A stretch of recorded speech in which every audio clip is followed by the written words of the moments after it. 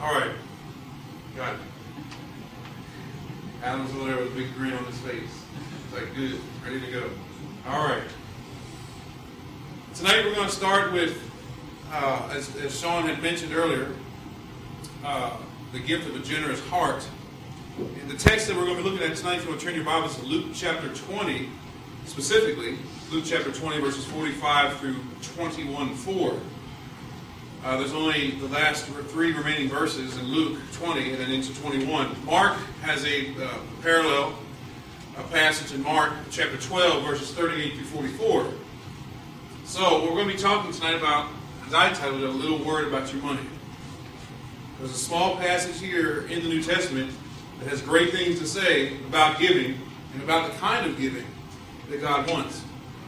And I myself have been enriched just from studying this little few passages that have helped me to look on myself more. I think I've learned from this, and I think I've learned how to adjust my conduct when it comes to giving to where I can be more acceptable in God's sight.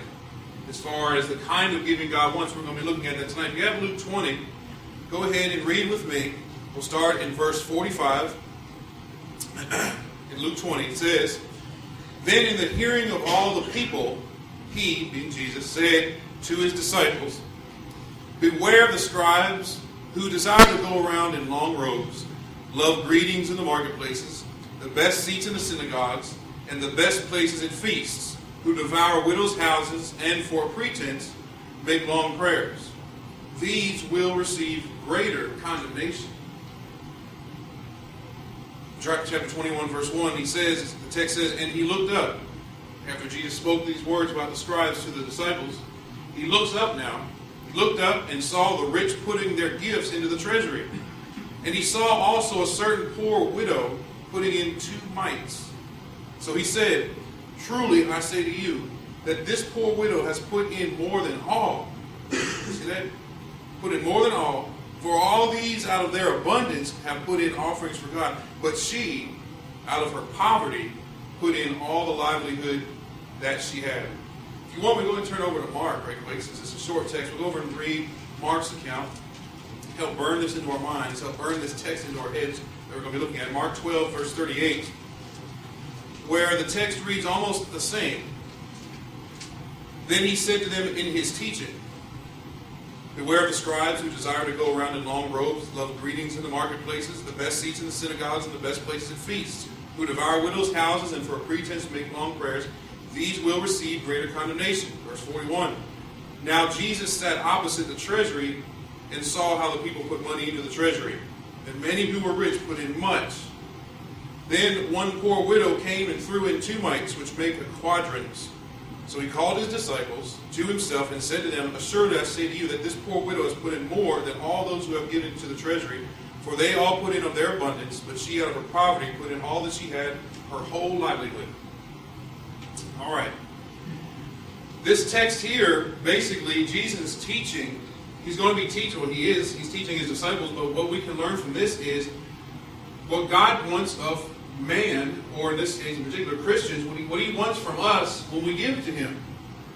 That's a big question. I mean, giving is one of the greatest things a person can do. Giving is one of the greatest actions or ways of conduct a person can perform. When we think about, God redeeming man from sin, the Bible says, "For God so loved the world that he gave his only begotten Son." So giving was one of the greatest things, one of the most fundamental things God did in redeeming man. He gave his only begotten Son. Now, what I want us to look at, though, in particular, is just to get started here. Let's, as I say, often set the scene as what happens. In Luke 20, verse 1, by the way, let me remind us once again, as I did Sunday night, this is a class setting. So don't feel like you have to sit back and let me lecture you. If you have a question, or if you want to comment, or if you want to, I'm very much open for discussion about what we're talking about. So if you have any questions or anything like that, or if I'm confusing you, or if I'm moving too fast and you need to hold on, just raise your hand and be more than happy to call and we can hear what has to be said. In Luke 20, verse 1, the text says, "Now it happened on one of those days, as he taught the people in the temple." This is, remember, our text is in Luke 20, is verse 45, 20:45 through 21:4. But go back to verse 20 or verse 1 of chapter 20, and you will see the setting where we are. It happened on one of those days as he taught the people in the temple. That's where Jesus is on this occasion. He's in the temple. And Luke 20 verse 1 up to verse 45 gives us a list of the things that went on, a list of the things that transpired between him telling his disciples about the scribes and all the way back to this indication here that he was in the temple. This is here is a model depicting, this is a downsized model, of course, not actual size, but a downsized model of what the temple was proposed to look like, Solomon's temple. And this is a little picture here to give you an idea, a concept of what it looked like back in the first century there when Jesus was in the temple, as we see in Luke 20 verse 1. But in Mark's account, remember Mark 12 is the parallel account. If you go back to Mark 11 verses 15 through 19, you'll see the day before this incident that we're looking at here with the two mites, the widow and the two mites. The day before, Jesus was in the temple and he cleansed out the temple. That's in Mark chapter 11, as we see here. Then we come to Luke 20 verse 1. The next day, he's in the temple again, teaching. His authority is questioned, chapter 20, verses 1 through 8. Where do you get these things? Who gave you this authority? That's where he asked them back, well, what do you say, John's baptism? Was it from heaven or from men? They wouldn't answer him, so he said, if you won't answer me, then I'm not going to answer you either. That's in 20 verses 1 through 8. Then the following 10 verses or 11 verses after that, we see Jesus giving the parable of the wicked vine dressers. This is all in the temple now. All these things are happening in the temple. Again, the next section, Jesus is now questioned about paying taxes to Caesar. Remember that? That's also in the temple, Luke 20 verses 20 through 26. Then he's questioned about the resurrection. The Sadducees came to him and asked him about a man marrying a woman. He dies and she marries over and over and over. Whose husband or whose wife will she be in the resurrection? Jesus told them about how there's no marriage in the resurrection. There's going to be no marriage. You're going to be like the angels. Luke chapter 20 verses 27 through 40. And then finally, he's questioned about the great commandment. Now Luke doesn't record that, but that happened after the resurrection incident. Mark 12 records that. Jesus is questioned about the great commandment, which is the greatest commandment. Now, all these things happen in the temple. So the reason I'm pointing it out is because sometimes when we read about different things occurring at different ears when they question him on his authority, well, now he's giving the parable. Sometimes it's in our mind as we read the text. It's easy to think, well, now there's a different setting now because we're going to a different subject, a different scene or something like that. This is all happening in the temple. All these things. So this is all the same spot, like we're all going to discuss this right here in this room tonight. Okay.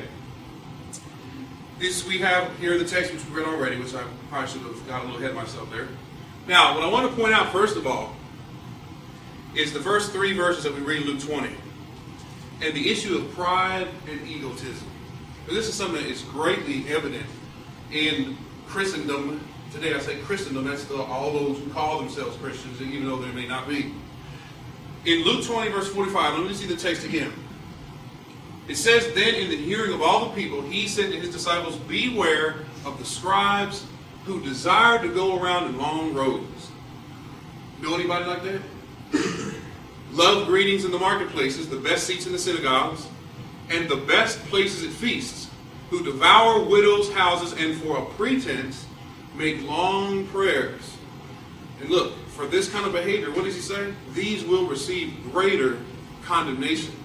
Now I'll tell you right away, this type of behavior, this type of attitude is extremely serious, extremely dangerous to your soul. Notice in Matthew 6:1, Jesus said there, he said, take heed that you do not do your charitable deeds before men to be seen by them.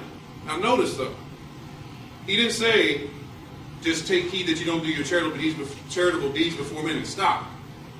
He didn't say you don't do it before men. He said don't do it before men to be seen by them. He says otherwise you have no reward from your Father in heaven. You have no reward from your Father in heaven. This was the danger that the scribes got into.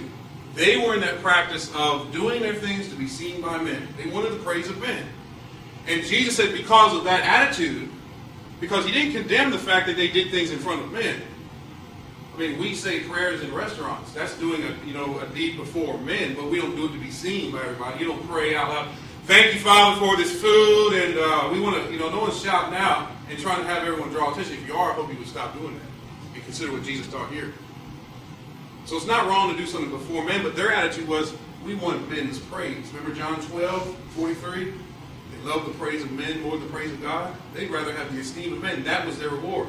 And Jesus said, I assure you, they have their reward. If you read on in Matthew 6, he goes on to talk about how they have received their reward. In other words, the reward that they get from men, that's all they're going to get. They will not get a reward from their Father, because these will receive greater condemnation. That's what they're going to get from the Father. Not a reward in the sense of a kind of positive benefit. How many denominations today, folks, do you know behave in that same wise? In other words, they happen to be in the business of self-exaltation. This guy here, I don't know if you know T.D. Jakes. He's over there in the Potter's house. This is off of 408 over there in Dallas. Or actually, it's over in Irving, Grand Prairie. But he comes on TV, and I've been there a couple times years ago. And I remember one night, Kim and I went there. They had some sort of, they're having some sort of seminar, a week-long thing where they had different speakers every night. And we went there on one of the weeknights. And the place is humongous. It's a giant. They just have a new building that was built 5 or 6 years ago. And they hold, it's a few thousand people they can hold at one time in their auditorium. It's a big place. And I remember when we went there, Kim and I, we sought to, find seats kind of early. Went down and tried to get seats in the front. They said, no, we couldn't do that. You know why? We were told that the front row of seats, I don't know how many rows it was, maybe 4, 5, 6 perhaps, I don't know, were reserved for ministers. And then the rest of us, like it's the regular people, had to sit in the back, had to sit behind them. Best seats in the synagogues. Best places at feasts. They desire to go around the long rows. That's the mentality, folks. I mean, can you see it? Yet they deny that. They deny they're doing it. But folks, and then what will happen is, if you ever watch TV and some of them shows, they'll come on TV, these guys, they'll have a crowd, an audience, then they'll have these guys on the stage, on the set, so to speak, and they're like sitting in these chairs. Sometimes these chairs look like thrones, these big gold thrones and stuff, and it's like, what's the point? I know what's going on. They don't want to act like it. They make a pretense, perhaps. But the real reason is, folks, they like this praise. They eat it up. And you know what, though? The sad thing about it is, no reward. No reward from the Father for this. This is what you get for that kind of behavior. Greater condemnation. And what's really sad is that sometimes even our own brethren get into this. There's a congregation of Fort Worth, the Stop 6 Church of Christ. I know the preacher there, not personally. I've met him before, but I don't know him like real well. But his son, I went to school with in Brown Trail. His son was a year behind me in school, and we were good friends at school. But of late, I've heard from a member that, and this is something you want to, of course, check this out on your own, but I would not doubt this because I've heard sermons on tape from this congregation, or from Stop 6, I should say, where now they're doing bass beats on the mic, where a guy get on and boom, boom, boom, boom, like that during the singing, clapping. But what I hear also is that the preacher, when he gets up to preach, puts on a robe. This is a congregation calling themselves the Church of Christ. Now, folks, like I said, even if that's not the case with them, I have no reason to doubt, because the testimony that I heard was very credible. I'm saying this is very dangerous, and we need to definitely preach against this kind of attitude, this pride, this egotism. That's all that is. What's the point in doing that? Is God impressed with how nice and pretty your robe is, or is he think you're more faithful because you sit up here versus in the back? That's partiality. That's wrong, folks. That's wrong. And Jesus said, I'm not going to get around it. It's very clear. These will receive greater condemnation. This type of attitude needs to be revealed and exposed. These guys that come out here, these jokers, these phony guys who make it seem like they're somebody else, they're not. They have their reward. They get it from men, but that's it. And we need to be very careful about that, and then we need to be careful that we don't let ourselves get into that situation. All right, let's move on now to the widow, the offering that Jesus was looking at in chapter 21, verse 1, where he looked up and saw the rich putting their gifts into the treasury. And he saw also a certain poor widow putting in 2 mites. The thing I want to say first of all about money is a few things. Money is essential, okay? Let's get some basics, some ground rules about money. Money is an essential thing. It provides us homes and food and clothing and cars. In this society, if you have no money, you're in trouble. You got lots of bills. I mean, everybody thinks about all the people that are indebted to month after month as far as electric, phone, mortgage, rent, whatever. If you have no money, you're in trouble. That's just the bottom line. In the society we live in, if you have no money, you're in trouble. 2 Thessalonians 3 even says, if you don't work, you shouldn't eat. A man will not work, neither shall he eat. Which shows that we ought to work for the things that we have. If we don't work, we don't get money. If we don't get money, we're in bad shape. So money is essential, but money is also overrated. People take a means and turn it into an end. They think money is a purpose. Money is the goal. Where money is simply a means of providing the things we need. That's all. What good can money do for you besides just, your debts or just help you access those needs that you need to survive? We need to be careful because the world focuses, though, on money. They come up with all kinds of plans and strategies and you can order these tapes on TV or buy my book, which will tell you how to get richer and increase your wealth, get into real estate, get on blah, blah, blah, all this stuff. Why? What's the purpose? To get more money. And they say that goal, and they make it seem like if you get all this money, you're happy. It's overrated. Money is not going to make you happy. Money, how many rich people are out there that are miserable? They're depressed, some suicidal. Money doesn't make you happy. We need to realize that God is our provision. He's the one that provides for us. He's the one that will supply all our needs, according to Philippians 4, verse 19.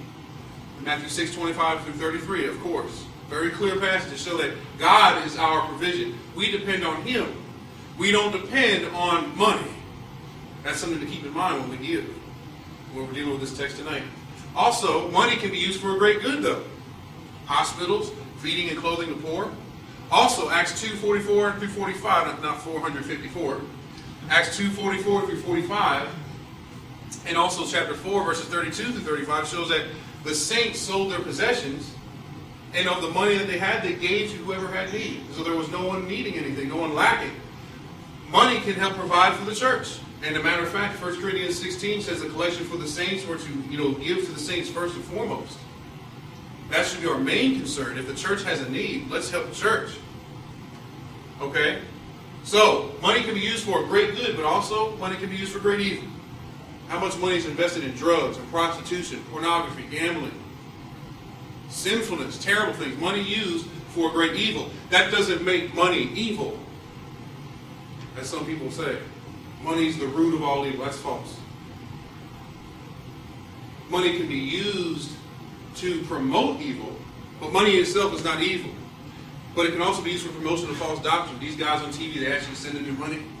Or people who throw their money into plates every week into denominational offering plates. Or the Salvation Army. You put your money into those pots. Ding, ding, ding, ding, ding, ding, ding, ding. I hope we all don't do that, because they teach very much false doctrine. If you ever check out their website, you'll see the false doctrine. They teach, I know they teach that we have a sinful nature, we're born in sin, saved by faith alone, things of that nature. Very fundamental doctrinal errors. Be careful how you put your money and how you invest it, because the money can be used to promote great evil. Our money must be used properly. That's very simply concluded from these two right here. Therefore, we understand that the Bible teaches that we are simply stewards of what God has given us. And that's something we're going to look at in a little bit, is that everything you own, it really isn't yours. I mean, Psalm 24:1 says, the earth is the Lord's and the fullness of it, the world and all those who dwell therein. God owns everything that you have. Everything you say you own, it's really not the case. You're just simply a steward of what God has lent to you or let you have in your possession. And it's your obligation to properly use those things. We are stewards of what God has given us. And finally, money can lead to terrible bondage. Some people become slaves to those whom they have lent, or to those who have lent to them, rather. sometimes people ask for money. Can I borrow this? Can I borrow that? Then they go to someone else. When they feel that they've worn out person A, they go to person B. Before they can pay off person A, they go to person B. Can I have some money? Can I borrow this? The next thing you know, they got the whole alphabet indebted to them. Or indebted to the whole alphabet, I should say, of people. And now they're a bondage to their own predicament. They're in debt. They're in a terrible debt. And the Bible teaches that we're not to owe no man anything. Now, that doesn't mean you can't, does that mean if someone sends me a bill for my electric, oh no, I'm sinning because I owe the electric company money? No. When you have it to where you are not paying your debts, though, like you ought. See, when someone sends you a bill, you're in agreement. You have X amount of time to pay. Okay, that's no problem. You all agree to that. But when you owe somebody money and you're neglecting to pay, and you have debts that are lacking and being neglected, no. Understand that money can be used for a very good thing. Money itself is a means. It's not a purpose. It's a means. All right. Let's look at a few more things now. The matter of our giving. In Mark's account, Mark 12, the text says Jesus sat opposite the treasury and saw how the people put money into the treasury, and many who were rich put in much. So he's standing opposite the treasury. Now, just to give you a picture of what's going on, in the treasury, in the temple there, what it was there was like a section where you had, the people would have I think they said like 13 chests. And they'd all be kind of lined up along a wall or whatever. And the chests they're like a chest where people put their money in. And have you ever seen at the mall those deals that you put your penny in it or a quarter thing, it'll go all the way around, it'll eventually go down the funnel, it'll spin around and around and around. The chests were shaped like that, like a trumpet's end coming out of the chest. And there was apparently they said 13 from what I read from historical record, they said 13 chests. And each chest was marked, the money that was put in that chest was marked for this purpose, whatever was on it. And people come up and say, okay, I want to give money to this and to this. And they were metal. So when people poured in their coins, if you had a lot of pouring in, it made a lot of noise. Everyone's like, oh, who's putting in all that? So the scribes, the Pharisees, they come up pouring tons of money and, look what I'm giving. Everybody listen. So you can think about them putting in all their money. Because remember, Jesus said how he put in, the rich were putting in much. The widow, imagine hearing 2 mics. Ding, ding, ding, ding, ding. That's it. Maybe don't sound at all. Maybe, probably, maybe. Very well could be that several people didn't even hear it. Now here's the thing. First of all, don't forget that when you give, Jesus is watching. He was watching them. He was watching the people give. He saw how they put their money in the treasury. Think about that when we give. Are we mindful of this when we give on the first day of the week? People are very secretive about their giving. A lot of people are very hush-hush, members of the church, about their giving. They don't say anything about it. They don't ever talk anything about their giving at all. And you put it around the plate. The plate comes around. Be careful. Make sure that no one's watching you. You just kind of hurry it along. Discreetly, low profile. Don't keep the plate going. No one saw. But don't forget, the Lord is watching you give. The Lord knows your heart. 2, when you give. You can't hide it from the Lord. It's like, are you giving to the people? Are you really concerned from hiding it from the people? Because you're not even giving to the brethren. You're offering to the Lord anyway. So, and He's not going to see you covering up your hand. He's going to basically see right through that. So don't be, I'm not saying you got to wave out your money now when you give the plate, just throw it in there and let everyone see. But what I'm saying is, keep in mind that when you give, you're giving to the Lord. And secondly, He is watching you give. He's aware of what you're giving. He's aware of this, I should say this, the mind, your heart, your attitude, which we're going to look at a little bit more. And understand this, Christians. Giving is God's command. 1 Corinthians 16, 1 and 2. I know we know this passage. Now concerning the collection for the saints, I have given orders to the churches of Galatia, so you must do also on the first day of the week. Let each one of you lay something aside, storing up as he may prosper, that there be no collections when I come. Look at that. As I have given orders. That's an apostolic command. He gave orders to the churches of Galatia, so you must do also. This is something Paul gave orders to everybody. All right? Now, he says, we are to give as he may prosper. So the prospering is the reason why we give, because we prospered. If we have prospered and don't give, it's the same, folks, as not taking the Lord's Supper. It's the same as not being baptized for remission of sins. It's the same as not believing, because they're all commands of God. And when you disobey one command, you might as well disobey all of them. James 2:10. If you're guilty of one thing in the law, you're guilty of all. So not giving will send you to hell just as much as not believing, if it's not forgiven. Now understand, this is true.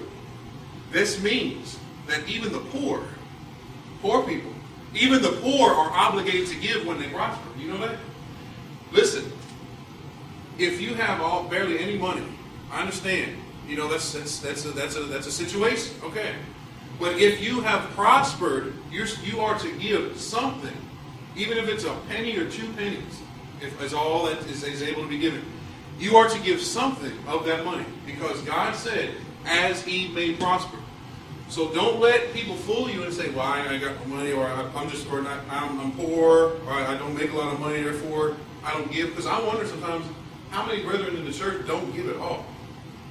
And that's terrible. I'm talking about don't give when they've prospered. Okay? That's serious stuff. The matter of our giving. Jesus is watching us give. He knows what we're able to give. He knows what we are giving. But giving is God's command, and we are to do it as we prosper. So whether you're rich or whether you're poor, if you've prospered, you are to give. That's God's command. Okay. Are there any questions at this point? Any comments? Everybody just sit back quietly. That's fine. Is prospering above and beyond necessities? Is prospering above and beyond necessities? Well, I just think the idea there is if you increased, if you gained. I mean, is that, maybe I'm not understanding what you're saying. What's the definition of prospering? Somebody, like you said before, she get all she had. Mm-hmm. Was that all she had after that she had paid her, like you have your utilities and your home, like now in today's society, you don't provide a shelter for your children. You haven't, your children can have. So Right. it's a necessity. God said that we are made us to provide these things for his family, or his worse than anything else. Right. You have a home, and let's say your home, basic, lowest level, and it's all you can do is prosper above and beyond the necessities, or is it any income that you make? Well, I would say it's any income that you make if you've increased anything at all. Now, the widow gave, now let's see, verse 4. It says, put in all the livelihood that she had. Mark's account says, in verse 44, she out of her poverty put in all that she had, her whole livelihood. Now, the idea of livelihood, or, all that she had, the fact that she gave him her livelihood, that's like what you depend on. She gave of her necessities. She gave up out of her need. And, but the issue is, now, I'm not saying that we have to go empty our bank accounts every Sunday. I'm not saying that in the context here. But as I was going to talk about in just a minute, as a matter of fact, it's in this section here, which I may just go ahead and hold on just a second, because I think I have some stuff that's going to be getting into more about what we're saying right now. So, you had a question? Well, I was just going to say the way that I've explained it in the past is, if a person makes $10 a week, they have prospered $10, and some portion or percentage of that $10 should go in the plate on the first day of the week. So whatever you prosper, whether it's $10 a week, $1,000 a week, that's what you prosper. Right. And a portion of that should go in the plate. Right. I can agree. I thought that makes sense. I mean, the idea of prospering is, I don't think it means I don't think prospering is regarding non-necessity. I think it just means in general. If you increase in wealth or value or whatever, if you increased, some of that increase goes back. So you figure it as though it were, basically. You would write it into your budget. You would write it into what your monthly expenditures are, and you would figure it in. Well, As though it were, it's more important than your utilities, of course, but, right. You don't set it aside. Right. You set it aside. Now, I think you should set it aside first. Right. First, like Abel brought the first fruits of his flock. And we're going to talk about that in just a minute, about the issue of determining, okay, I got bills to pay. Do I just dump all my money in the plate and just say, well, my bills will just vanish because God is and He's able? I mean, we're going to talk about that in just a second here. We're getting ready to that. So y'all just hang on. This is going to stay warm. It's not going to get cold because I got some stuff right here on it. God's challenge to our giving. Now this is interesting. How much does God require? Because notice, he points out in verse 3 and 4, truly I say to you, this poor widow has put in more than all.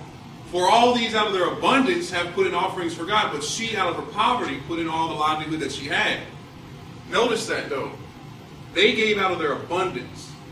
In other words, they gave out of what they really didn't need. It's like they took the amount of money that they did not need for living. Their abundance. That's like your overflow.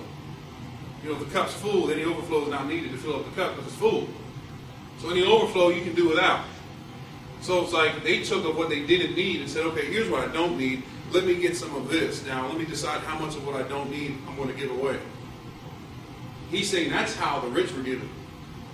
Like, Bill Gates is worth what? Like he's overall, his value, like 50 or 60 billion. Great amount. So for him to give away, $10,000 to a charity, that's like chump change. Big time. That's nothing to me. But if I gave $10,000, I'd be in jail for writing a hot check.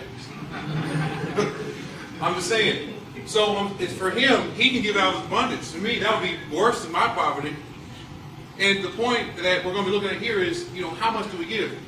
But see, he said that she gave more than them. Now, how much does God require? There is no command in the New Testament for the tithe. Not one at all. No, don't let any denominational preacher fool you into thinking that you got to give 10%. That you have to give 10%. That's false. Now, if you want to give 10%, that's fine. But don't make them feel like you've done wrong or you've let the Lord down if you didn't give 10% or that you disobeyed by doing that. It's funny. Up in Virginia, there was one congregation up there, one Baptist church who taught once saved, always saved. But he sure did make sure that, you have to pay your tithes too. It's like, well, wait a minute. That doesn't depend on what I do. If I'm once saved, always saved, I don't have to pay my tithes because I'm going to heaven. Oh, but they would make sure you harp on that tithing though, That shows you the motive there. Now, here's something I want to point out. And we talked about this earlier. I want to make sure everyone understands. I am not saying, that's what I said right here. I'm not saying that we have to give 10%. Okay? So just let me lay that out clear and simple. What I am saying is in the scriptures, when you read, you do see in the Old Testament that God commanded a 10th tithe. Right? 10th or tithe. And that's what he wanted. In the New Testament, we don't find that exact amount laid upon Christians. However, we see in this case here, the widow, she gave 100%. That was acceptable to God. 10% of the Old Testament, that was acceptable to God. I heard one preacher say before, can we find where someone offered less than that and God accepted it? No. Now, here's the thing. Like I said, there's no exact amount given, but could this perhaps be a guideline or a generalization or just some parameters for us to work within? Perhaps. Now, and I'm saying that, is it the case that could we give 10% at least? And maybe, up from there perhaps? I don't know. You have to determine that yourself. You have to decide whether you're able to give that much. Now, I'm not saying you're sinning if you give less than 10%. So just let's get that clear. All right. This is something that possibly we have as a guideline. And I've thought about that and I said, could we give more than what we're giving? Here, listen to this. Our giving should be a sacrifice on our part. Okay? The rich here were putting in, like we said a minute ago, of what they did not need out of their abundance. But the woman, the widow, gave from her livelihood. Why is this important? Because I want you to think here. Christians are called sons of God, right? Galatians 3:26. You're all sons of God through faith in Christ Jesus. Through faith in Christ Jesus. There's a point I want to point out. Faith. Excuse me. The idea of us having faith in God, I heard one of the most simplest, succinct ways of describing faith is obedient trust. Obedient trust. God wants us to trust in Him. The relationship that He wants to establish with Christians is that of a father-son relationship. We're children of God, sons of God. He's our Father. It's so clear. He wants that. And what does a child do in relation to his parent? The child depends on the parent, doesn't it? The child's not independent. The child doesn't just, supply and support and provide totally for itself. When that happens, the child's out of the house. But in the parent-child relationship, the child depends on the parent. Dad, I need this. Dad, I need you to help me with this. And the loving father will supply for the obedient son in a proper parent-child relationship. Now, how will we learn to depend and build our faith? How will we learn to depend on our Father if we are really trusting in mammon? That's what we were talking about earlier, about, budgeting your money and, how much can I lay aside? It should be the case that when we lay aside money, do we lay aside money based off of what we have left? And when we think about our offering, are we thinking about, I know that if I give this money, I have enough left over to take care of me, to take care of all my needs, to supply me with everything? Is that really trusting in God by doing that? Or is it really trusting in the fact that I got money in the account to take care of me? You see what I'm saying? It's like, when we give, are we really making a sacrifice? Are we giving of something are we starting to tap in to what we need? Or are we saying, well, no, I'm going to depend on my money to get me through. Therefore, I'm going to leave enough there so it'll get me through. Then I'll give the rest to God. Or is it, no. It should be rather the case that I'm going to depend on God to supply my needs. And I'm going to have the trust, the obedient trust that He'll do that. And I'm going to give more than I can give, more than I've been doing. It's okay to see, to test God in that way, to see that is He going to be true to His word. Remember Gideon? When God laid out the fleece, He said, make the fleece, dew on the fleece, but none on the ground. And God did that, but He came back and said, again, can you make the fleece dry, but make the ground wet? He was getting assurance. That's what He's doing. He's wanting that confidence, that assurance that God's going to do what He said.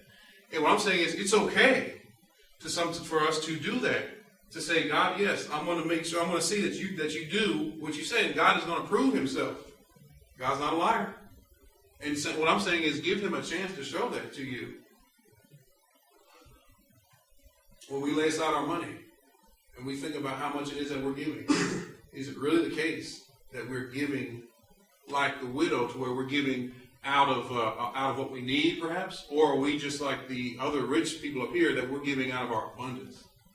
We're giving God, we're deciding from the amount of money we don't really need to survive on, and we'll decide from that amount what we'll give. That shows we're not depending on God in that case. We're depending on what's in the bank still, because that's there to take care of me. But from this over here, I'll give some of this to God. You see, that's sort of like this up here, is it not? So think about that, as far as that, because that's what Jesus is getting at here, because He says she put in more than all. Well, that's not monetary value. He's not getting on. He's not pointing her out because she gave up more money. It's because of what she gave, how she gave out of her poverty. So why is it so many give out of their abundance? That, I'm talking about people today perhaps give out of their abundance, like the rich up here. Well, is it the case that sometimes maybe we try to save too much for leisurely activities? Well, I got to eat out this week. We got to go to the movies. We got to go do this and that. Things that you don't necessarily need to do what you want to do. I'm not saying leisure's wrong, but I'm saying think about how many things you can do without, perhaps, in order to give more to the Lord. And this is something that you're going to have to think about with yourself. You're going to have to make a decision on your own. In 1 Timothy 6, 17 through 19, Paul says there to Timothy, command those who are rich in this present age not to be haughty-looked, nor to trust in uncertain riches, but in the living God. Why? Who gives us richly all things to enjoy. There goes that point again. Trust in God. He'll supply you with all things you need. Don't trust in, well, I got enough for my rent. I got enough for all this money. Or I got enough money to take care of all these things. Now I'll just give to God what I don't need. There we go again, trusting in our money to handle our supplies, to handle our needs. Instead of saying, I'm going to show God that I trust that He will make it happen. Like I said, I'm not saying you got to go ahead and turn around and empty your bank account every week and just pour it all on the plate. I think we got to be wise stewards. Wise with how we spend our money and how we use it. On the other hand, we need to make sure that we are trusting in God. Now, the measure of our giving. God is not concerned necessarily with the actual amount of money we give. Notice this. 1 Chronicles 29:11-14. Notice what David said here. He says, yours, O Lord, is the greatness, the power and the glory, the victory and the majesty, for all that is in heaven and in earth is yours.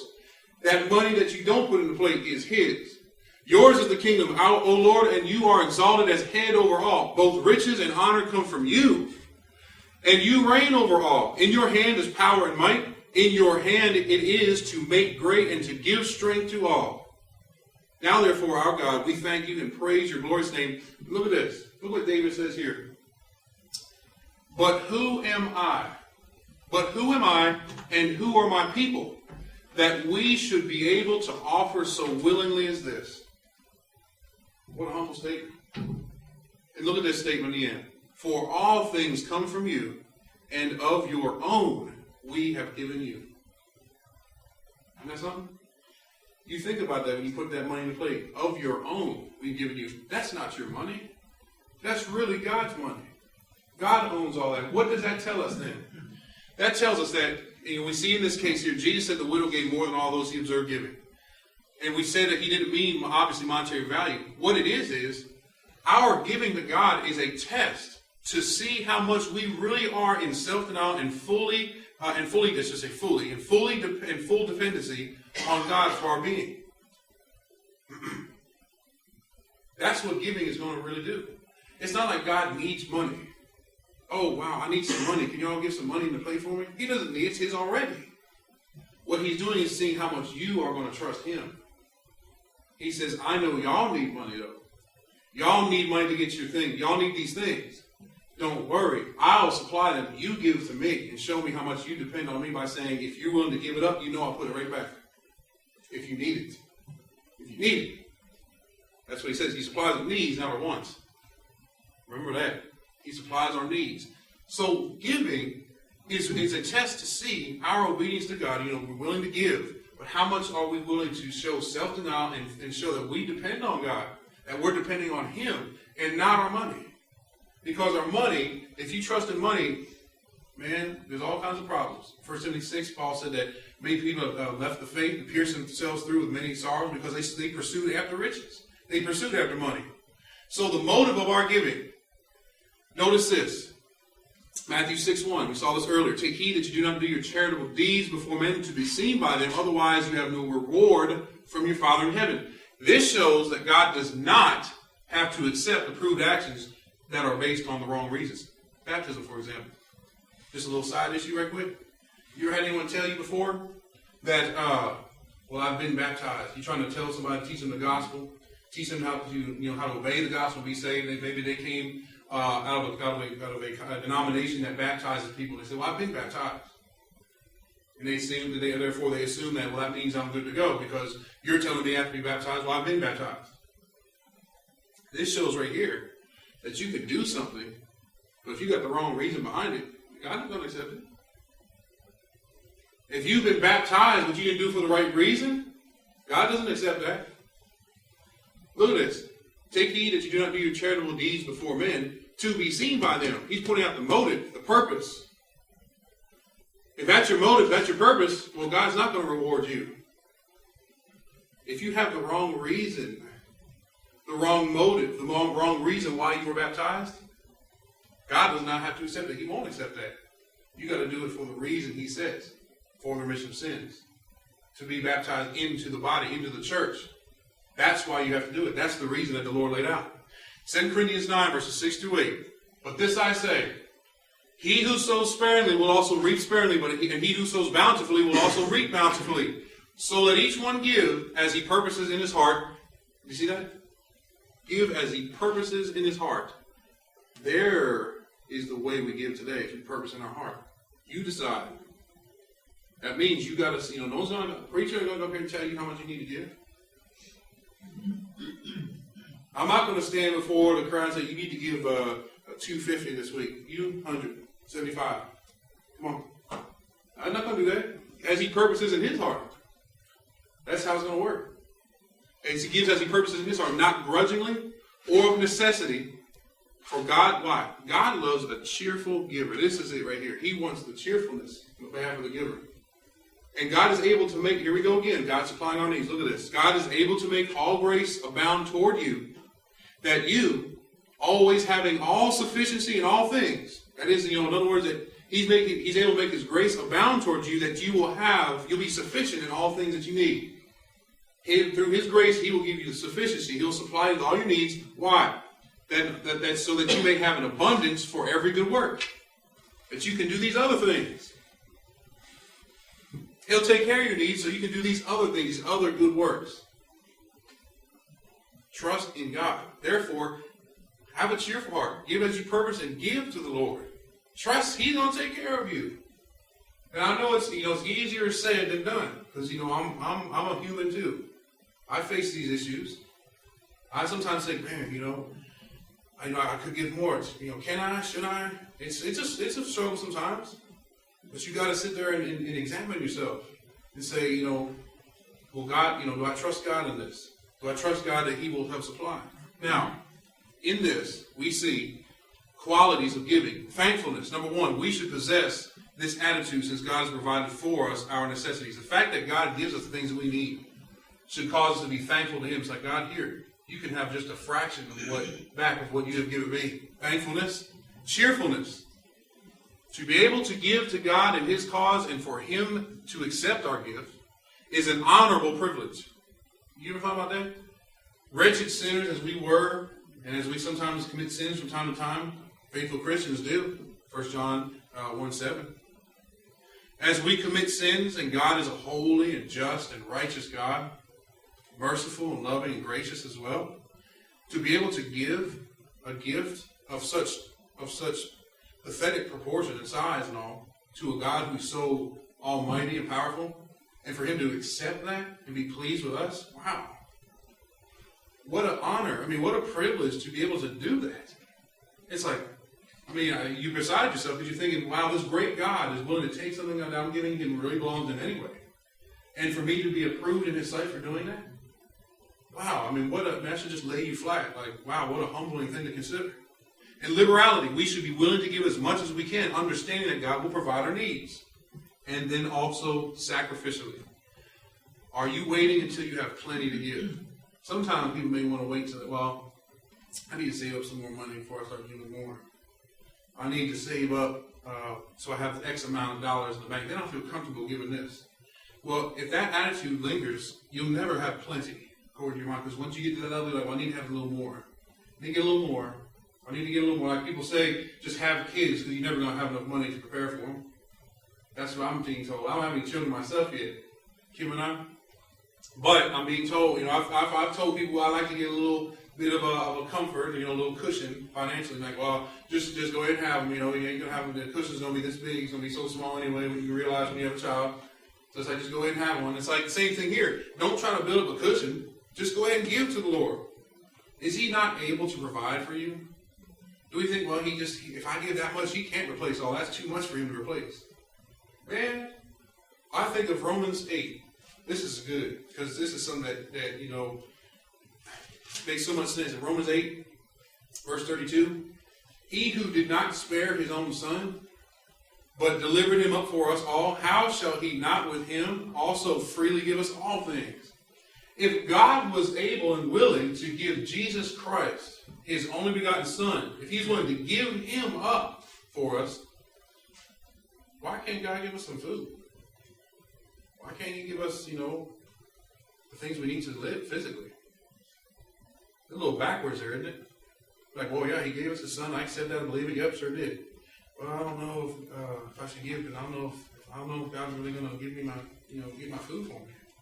I don't know if my bills will be paid. No, that's a little backwards here, aren't we? Aren't we thinking a little backwards? When we sit back and just look at it logically, that's backwards, isn't it? I understand it may take a little time to train us to act and behave along with that logic, but logically speaking, that's backwards to think that God can provide a Son, but I don't know if He can help me with my bills. I don't know if He can help me with my needs. So let's make sure that we give sacrificially out of a liberality, in a cheerful and thankful heart. And that should help us with our giving. The matter, the measure, and the motive for our giving. Now, let me ask, does anyone have any more questions or Anything that we've discussed you'd like to discuss any a little further about?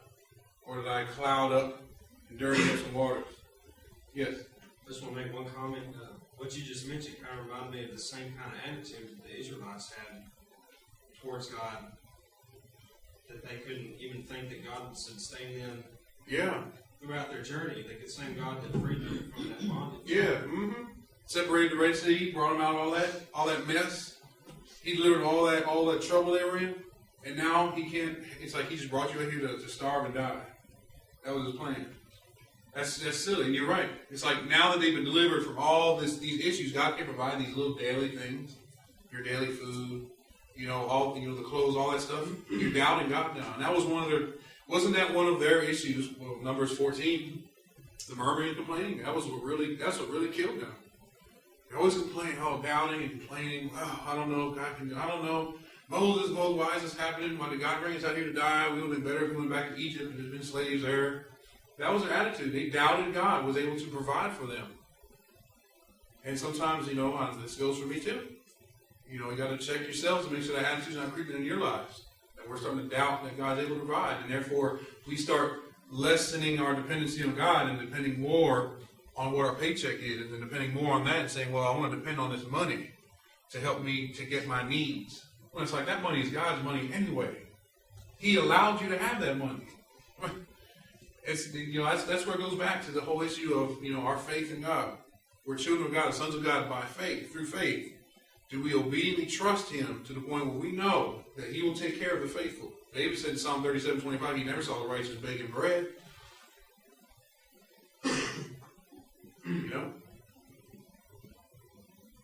But that's the issue here. In this parable, or not this parable, rather, the issue of the widow here, the two mites, in Luke chapter 20, I keep saying.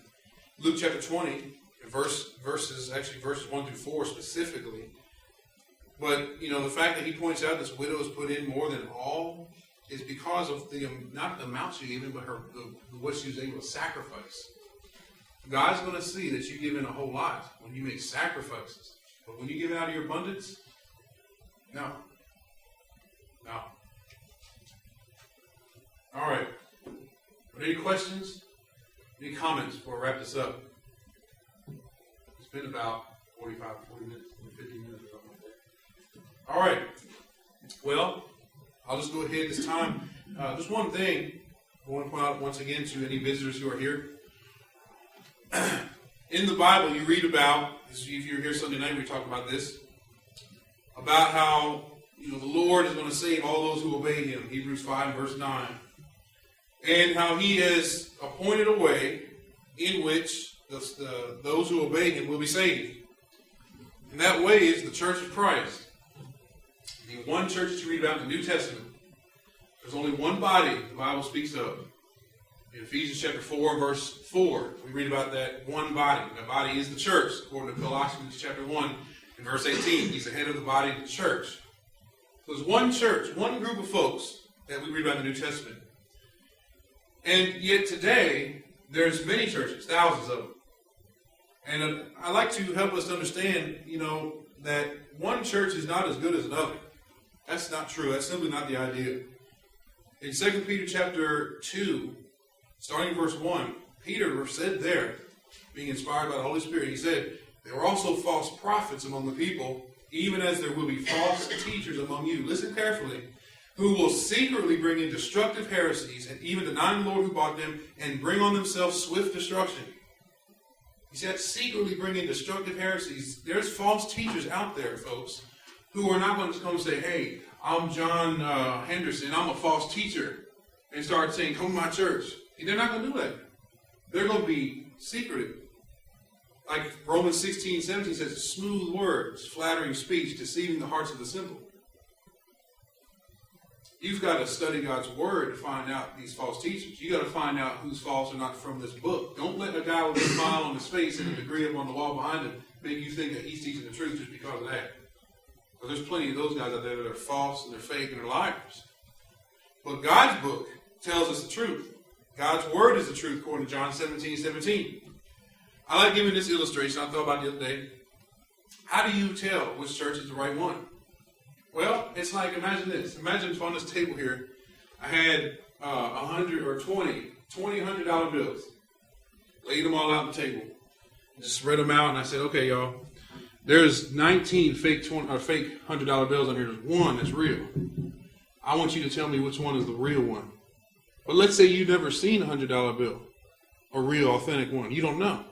I'm like, okay, which one's the real one? You're like, I don't know. They all say $100. They all claiming to be $100. Know what's written on them. They all claim to be $100 bill. How do I know? Well, how about if I gave you an authentic one? Said, here's the real one. Here's a $100 bill. There's one on this table just like it. Find it for me. You start looking at it, wouldn't you? You start knocking off the ones that don't match up.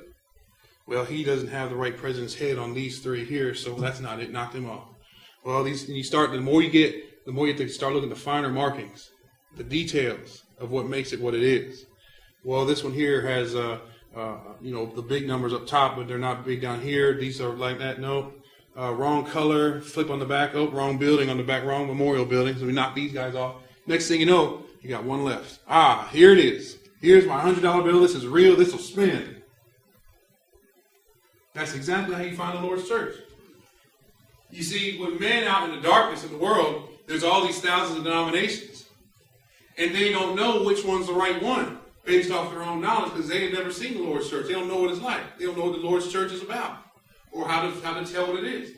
So they see all these different churches. They're like, I don't know which one's the right one. That's why Jesus said, I'm the light of the world. I give you my word. God's book. Here's the authentic one right here. Here's the real $100 bill, so to speak. Now that you have the authentic one, you can go around now and say, okay, these guys don't do this. These guys aren't like that. And now you can start fishing out which ones are the false and which one is the real. And when you get done with them all, what you have left will be the Lord's church. That's how you find the Lord's church today. Same way, same method. All you got to do is go around these different places, ask them, what do they teach? Look at their organization, how they organize. Like we said, that $100 bill, the finer markings. Look at the details. You got to know. If a child's lost out there, you're not going to go how to find that child until someone tells you they got blonde hair, blue eyes, a little scar on their face. Start getting the finer details, then you know what to look for. Same in the New Testament. Look at the details. Look what the church did, their worship. No instrumental music, no women preachers. Gathered on the first day of every week. Take the Lord's Supper every first day of the week. Gave as they prospered, not commanded to tithe. 10%. Finer details. Those markings will show you which one is the right one. And folks here at Royse City, so far as I've seen, do the very things that are written in the New Testament. So I suggest that you can talk with them, perhaps, if you're busy here tonight, and say, can you help me with this? If you're here tonight, if you need to obey the gospel, if you need to become a member of that one church, we urge you, the Royse City Church of Christ urges you very much to become a member of the Lord's body. The only group that will be saved, because that's the only group Jesus is going to save. It's his body. Ephesians 5:23. He's the Savior of the body. The body. One church. That's it. Now, I didn't make it that way. And I'm not saying there's insincere people out there in other churches. I'm sure there's well-meaning people. But the fact of the matter is, God is going to save those who obey Him. Like we said in Hebrews 5:9, you have to obey the Lord. Do what He says. And once you do that, if you die in that condition, you'll be faithful. If you die faithfully, you'll be saved. And Jesus said to be saved, you have to believe that He is the Christ, John 3:36. You have to repent of your sins, Acts 17:30. You have to confess Him, Romans 10:10, that He's Lord. And then you have to be immersed in water for the remission of sins. Remember we said earlier about doing something for the right reason. Your baptism will not be accepted by God if you do it for the wrong reason. Well, I did it to join this. I did it so I could join this church. Men don't join the Lord's church. The Lord adds them upon their obedience. Why I was baptized to obey God. Well, that's good, but a lot of things that people do, they think because it's obedient to God. But did you do it for what God said? For the remission of sins? Did you do it, in order to be added to His body by Him? If you've done these things tonight, if you haven't done it, we urge you to do that to be saved. If you have done that tonight, brother or sister, if you're lacking in perhaps your attitude or what you've been giving, if you want some encouragement, if you want to talk some more about these issues, great. Get with the brethren. Let's discuss these matters. Let's talk about them more. If you're here tonight, if you need to obey the gospel, you need to repent of your sins and obey. Won't you do so now while together we stand and sing?